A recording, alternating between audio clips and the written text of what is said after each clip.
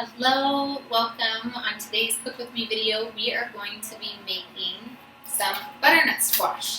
So this makes it super fancy and easy because at Costco, a lot of times they have it already pre-cubed, which is much easier and much quicker than getting a whole butternut squash. If you do venture to get a whole butternut squash, I will tell you firsthand that the skin of it is so hard to deal with. And so what I have found to be very useful is actually using a peeler. So if you decide you're going to go the more original route of buying the full butternut squash, then you want to use a peeler to peel it. And then once you get it all peeled, then you can go ahead and cut it in half, deseed the little part at the bottom, and then cut it into cubes. But trying to cut it in half first and then get it away from the peel is rough. Took me a couple times of doing that. Using a peeler is very, very helpful for that. Or you can just go ahead and make life easier and buy it already done. So I don't know about you if you have ever purchased this from Costco, but sometimes when you purchase it, it gets these little white dots on it after it's been in your fridge for a couple days. So I just wanted to show you this part so that you can rest assured that if it does do that, I just will go ahead, dump it out, and rinse it off, and it does just fine. So nothing you need to feel like you need to pour it out over or that it's completely bad. A lot of times you'll even notice that it actually isn't even at its best sell-by date. And so it still is okay to use, but I do recommend just going ahead and rinsing it so that you don't have any of that left on it, but it's definitely still okay to use. So don't let that scare you away from using it.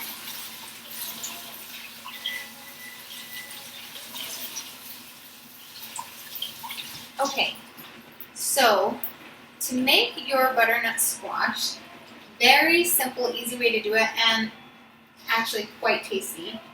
You're going to want to preheat the oven to 400 degrees.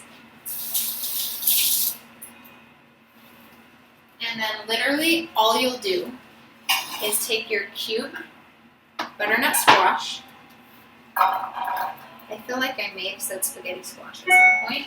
It's butternut squash. And if I did, you'll put it in whatever container you're using. I typically will use a 9x13 inch pan. All you're going to do is take a couple of nice big scoops of butter, enough to just kind of do, I usually do about 3 decent sized chunks across so that I know it's all going to be coated and covered in our butter. So it'll look like so. And then, again, you can do fresh garlic, which I did for a very long time. And then I just got to where any sort of simple cheat I was maybe willing to do. So now we get the organic minced garlic because it just makes my life a little easier. But fresh garlic is awesome, and fresh is definitely the ideal. So then I will get my minced garlic. I will do about a large spoonful, so quite a bit. And I will kind of sprinkle that across.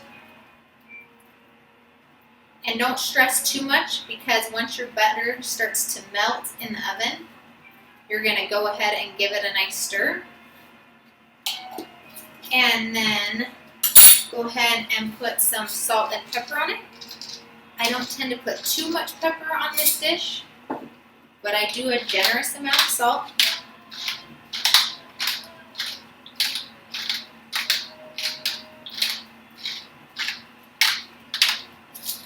And that is literally all there is to preparing and getting ready to make your butternut squash for your side dish for that night. So you just go ahead, put it in the oven. After about 10 minutes, we're going to take it out, stir it again, so that all of the butter and garlic and yumminess starts to coat everything. And then you'll put it back in the oven. This tends to usually take anywhere from 35 to 45 minutes to cook. And you've got to kind of just test it with a fork, putting it in after that time to see how hard your pieces are.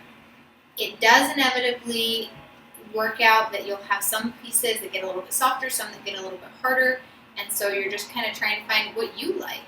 For me personally, I kind of like them still a little bit firm, but that's going to be a personal preference on that. You do want to stir them about every 15-ish minutes after you've got your butter stirred and mixed in, because it will start to roast them, and so, which is yummy and delicious.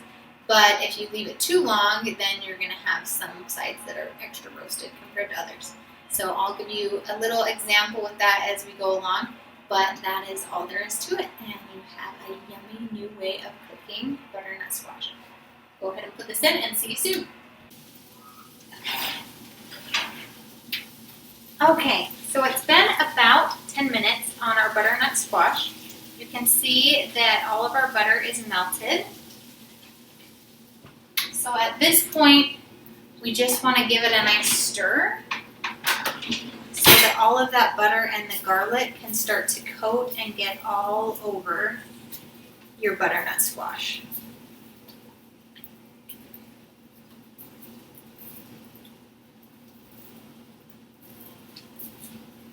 All right, just give it a nice stir. Make sure that butter is evenly coating everything. The garlic pieces are evenly distributed, and back in the oven it goes for another 10-15 minutes when you'll want to stir it again. All right, we're going to go ahead and pull our butternut squash out to turn again.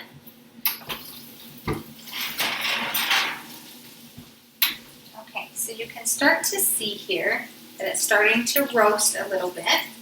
So we want to go ahead, turn it again. Get all that caramelized garlic and butter and everything. So now we're about 30 minutes in.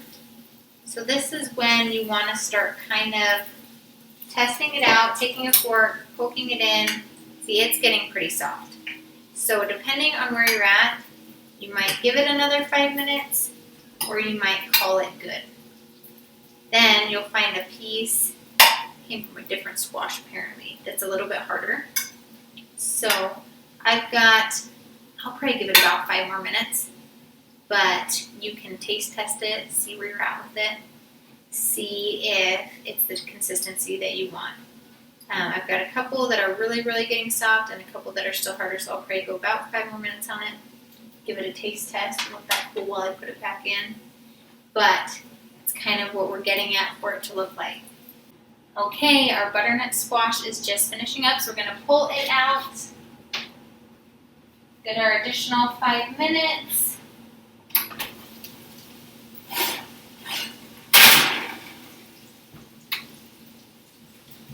And that looks just about perfect. You may want to stir it one more time just to coat everything. And then you have a really yummy garlic butternut squash. Be a nice side. I also have people ask a lot of times how to get nutrition into kids. And this can be sometimes one that they enjoy on their own. Another couple ways that you can alternate this a little bit is you could add a little bit of honey or a little bit of maple syrup and a little bit of cinnamon to give it, well, you could add the honey or the maple syrup, not a lot, but a little bit to give it a little sweetness. Or if you go the cinnamon route, then you actually would probably want to take the garlic out of it and just do the butter, maybe a little bit of honey or pure maple syrup and some cinnamon to create a little bit of a turn as you're kind of starting to expand everyone's palates. And that's another way that you can start to incorporate and do a little bit of a sweeter spin on the butternut squash versus a savory side. Also, I'll try and make a video on it soon, but one of my favorite ways to get food and vegetables into my children is by making burritos. Obviously, you're going to have some grains in the tortilla. There are other tortilla brands that are gluten-free as well that are pretty clean, using tapioca or kielbasa flour. But my kids seem to do, there can be all sorts of things that I couldn't get them to eat on their own, that if I cut it up and turn it into a breakfast burrito with some sausage and eggs and then the vegetables in with it, I'll add some beans, things like that, they love the breakfast burritos. So that can be another way that with leftovers of this, I might cut them up into smaller pieces and incorporate that into my eggs, beans, sausage, and things to just be able to get some of those things into them. And it's a process, and really it's not giving up. You'll hear me say this various times in various videos. But one of the things that I learned that was really, really helpful and reassuring to me as a mom, and as learning to cook and eat this way myself, is that it can take anywhere from 5 to 7 times of being introduced to food before you develop a taste or a palate for it. And so you can't give up after the first time. And if you can tolerate it, then try it again and tweak it again. And especially with your kids, don't give up. Now my kids, it's amazing the stuff that they'll eat, but it didn't happen overnight, and it's not like they never complain, but it's not giving up and making sure that you continue to try, even if it's just, you're not getting down, so you at least have 2 bites, and you just keep working with them. And pretty soon, it's amazing that they shift, and they start learning to enjoy it along with you, and you can do this. I started from where you are too, and it is possible. But the younger you start your kids, definitely the easier it is. But your husbands, yourself, all of you can transition. It's just sticking with it like anything.